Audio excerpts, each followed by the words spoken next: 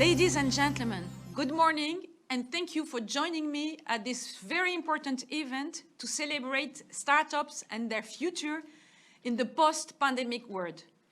I can think of no better place to be hosting this event, Korea, to champion their role in the recovery, also because Korea is a country that has always embraced startups, a commitment exemplified by the creation of a dedicated ministry for SMEs and startups in 2017. #up is an impressive event by connecting some of the brightest and most ambitious startups with established investors and governments. It will form partnerships that will shape our future, and these partnerships are more valuable than ever today at a time of crisis.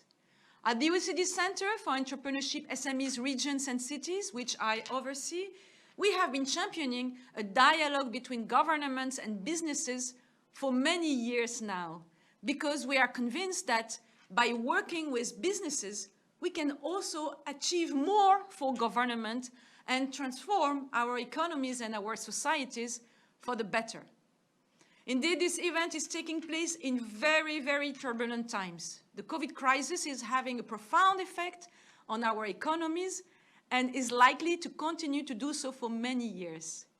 It has fundamentally changed the way we work, produce, and consume, but in the process, it is also providing opportunities for a host of new companies to emerge. And here, I would like to applaud and encourage all the entrepreneurs taking part in this event. Startup leaders and entrepreneurs, you have a key role to play to help our economies recover and build back better. My speech today will focus on how public policies during and post-COVID can help you succeed and help share our future. I will argue that all startups can be a positive force for recovery and renewal. I will highlight how governments around the world have reacted swiftly with the measures required to protect lives and livelihoods. Some have intensified efforts to support the most innovative companies, but more emphasis on the different type of entrepreneurship is required to make and sustain a dynamic and inclusive recovery. I will then set out some of the principles that should guide their actions, including by targeting the businesses that we want to shape the economy and adopting an approach that is sensitive to local conditions, sensitive to places. To help frame my comments, I'd like to take a step back and first say a few words on who startups are and what innovation is, as I feel that often our interpretations may be too narrow and restrictive. We often think of innovation as involving high levels of R&D spending and cutting-edge new technology, and this is true to a large extent. This is true for many businesses, including in areas like software or clean tech, where the potential for rapid growth is significant. This is also true for the unicorns, those companies that are less than 10 years old and are valued at $1 billion or more. These companies are and remain vitally important.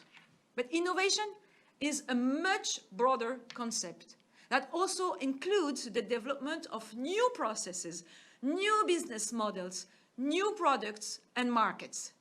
And this is what startups represent. Startups offer a new way of doing things, a force for renewal, and a force for generating jobs and growth. Prior to the COVID-19 crisis, startups and young firms less than 5 years old were responsible for around 40% of new jobs in OECD countries each year. Startups are also a force for improvement, forcing firms to innovate. Together, startups are a force that will be central to healing the economic wounds of COVID-19.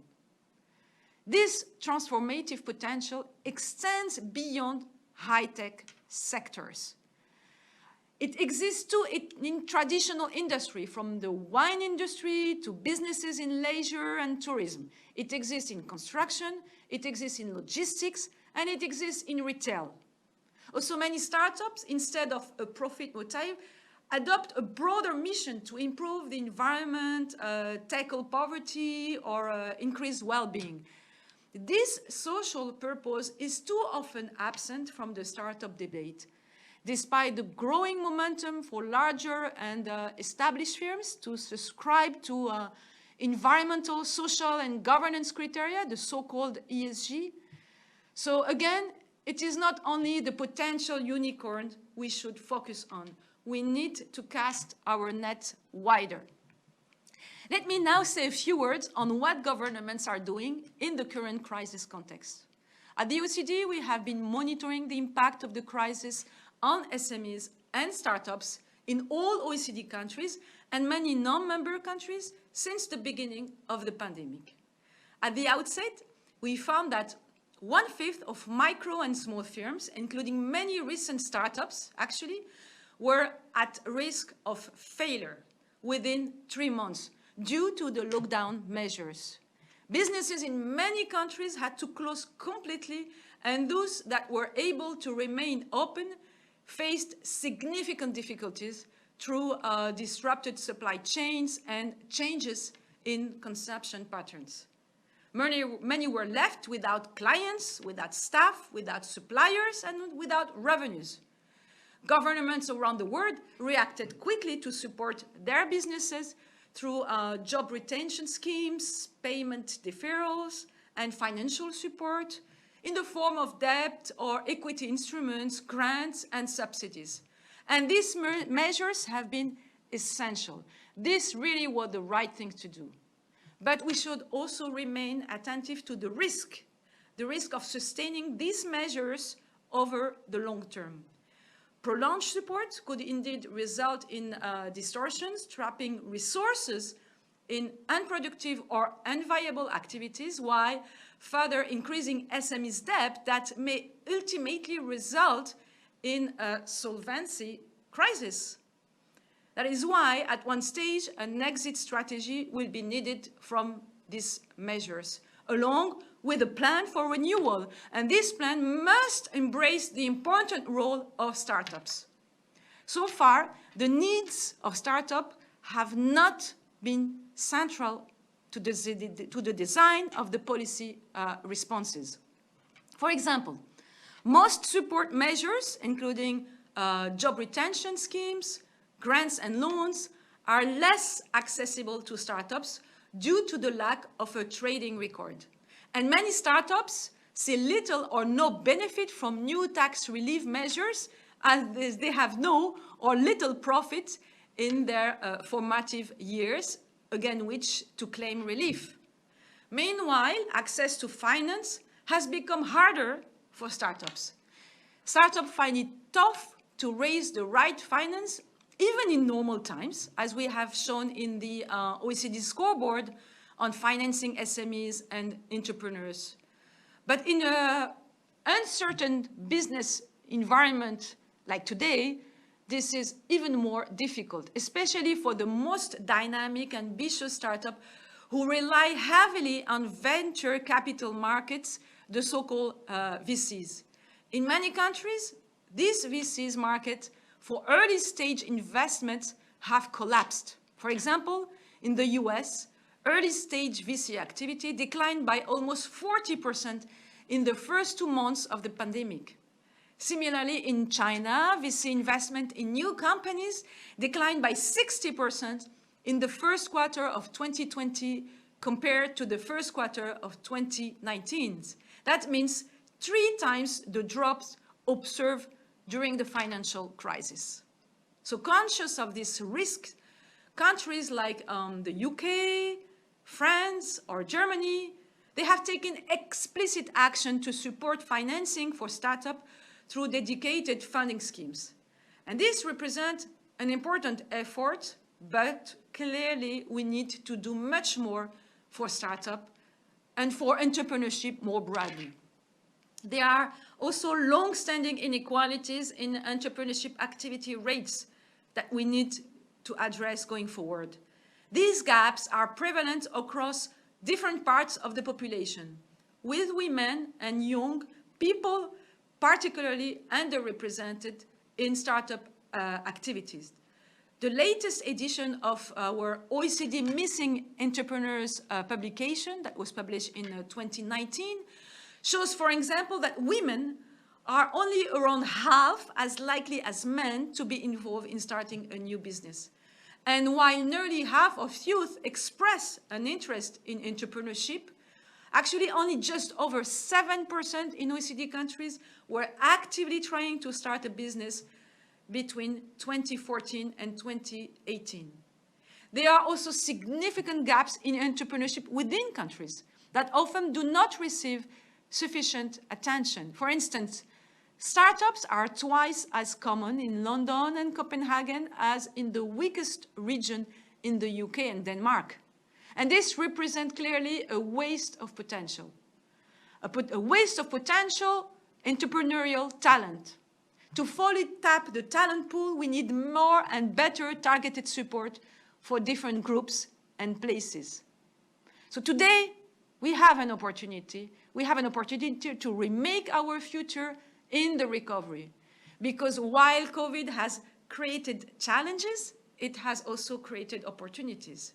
COVID-19 is forcing businesses to adapt to survive, including through new business models, such as adopting new digital solutions, including teleworking and online retail. The crisis has also created new opportunities for products and services in areas like telemedicine, remote personal care, medical equipment, home delivery, food processing, teleworking, online education, contact tracing. At the OECD, through our Digital for SME initiative, we call it D for SME, we have uncovered many examples of businesses adapting to take advantage of these new opportunities. And these include, for example, a Dutch SME that offered historical and cultural tour of Amsterdam and developed a new offering of an app and virtual Zoom tours of the city. This includes also, for instance, a small Latvian 3D printing company which designed the first face shields. We have also seen new firms emerge to seize the new opportunities. In the aftermath of the global financial crisis, startup rates continue their long-term decline. By contrast, during the current crisis, we are already seeing new business registration increasing rapidly in many OECD countries. In Australia, for instance, new business registrations rose by 150% between January and July 2020 and have doubled since May. Likewise, in the US, they doubled between March and July. So to conclude, I would like now to elaborate on what more we can do to support startup and entrepreneurship and sustain the recovery. And here, I would like to suggest three main guidelines. First, we need to boost startup policy. Our economies are experiencing a massive shock. The business stock is being decimated, and people are losing their jobs. Startups are needed to replace this business and jobs. And in the current environment, the existing scale of startup policy in many countries is clearly not sufficient. To secure a job-rich recovery, we will need to go much further in enabling and promoting entrepreneurship in all sectors, from high-tech manufacturing to more traditional services. It means what? Creating market frameworks and institutions that support the emergence of all types of firms. It means boosting efforts to promote entrepreneurship as a positive choice. It means investing in business leadership, management, and digital skills. And it means creating and expanding networks of entrepreneurs to promote learning and share ideas. My second guidelines. We need startup policy that targets the business that we want to reshape the economy. This means policymakers should reserve their intensive financial support for those companies with the greatest potential to make a positive contribution to our economy and to our society. Very important. This includes startups that are innovative, green, and with a positive social mission, such as social enterprises. These businesses often face greater problem entering the market, but also provide greater benefits. I have already talked about how some countries have already put in place policy to bolster innovative firms through support for VC markets. It is important that these measures are complemented with wider support to build the leadership skills needed to make the most of this investment and take these businesses to the next level. My third and last guideline for government action is that they need an approach that is sensitive to places, working with and for the regions and cities where businesses develop and grow. The OECD's work on local entrepreneurial ecosystem demonstrate how much regional conditions matter for startup and scale-up entrepreneurs. It is in our cities and regions that entrepreneurs form their networks, access finance, and attract talent. Local partners bring the knowledge, the resources, and the energy to design startup support that works in their setting. We have seen in our case studies how local organizations like the regional growth hubs in the UK, for example, effectively help entrepreneurs access the advice and financing they need.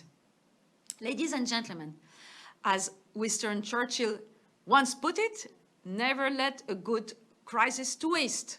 In the midst of this crisis, we have an opportunity, and startups hold the key to that opportunity.